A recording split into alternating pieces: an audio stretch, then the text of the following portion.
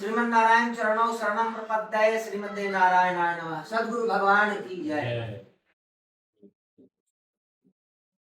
आज का प्रश्न क्या है? आज का प्रश्न है कि यदि किसी परिवार में कोई भी सदस्य माता पिता भाई बहन का मृत्यु हो जाता है तो क्या उसको पुनः उससे हम लोग बात कर सकते हैं या मिल सकते हैं?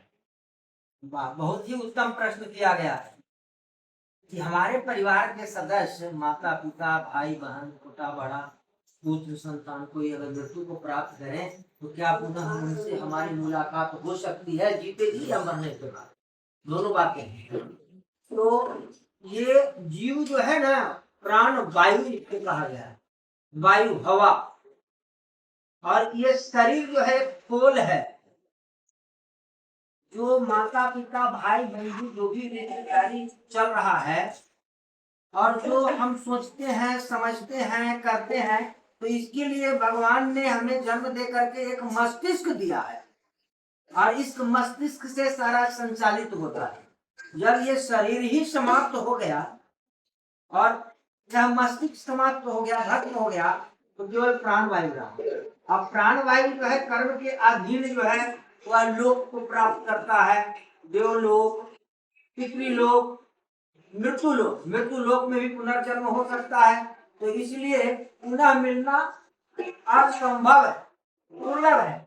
लेकिन यदा गरुड़ पुराण में स्पष्ट वर्णन है कि आत्मा मरने के समय शरीर जिस तरह का चिंतन करता है उस तरह से वह शरीर प्राप्त करता है, पुनः उसकी जन्म होती है। तो यदा कदा सुनने को आता है कि पुनर्जन्म हुआ, संतान जो है किसी और के घर में जन्म ले लिया, उसको स्मृति रह गई, ये अपवाद की बातें हैं। लेकिन पुनर्मिलन नहीं हो सकता है। देवलोक में स्पष्ट है कि कई बार हमारे पिता हमारे पुत्र बने।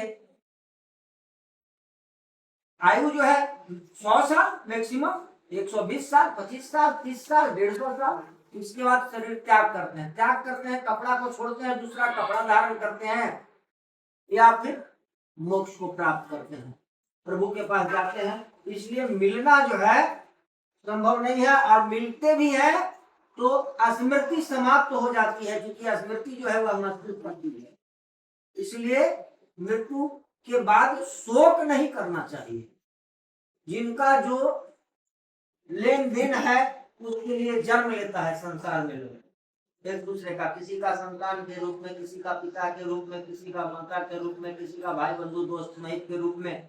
एक है या रेल का बोगी है जिसका जो स्टेशन आया स्टेशन पर उतर गया, नमो नारायण।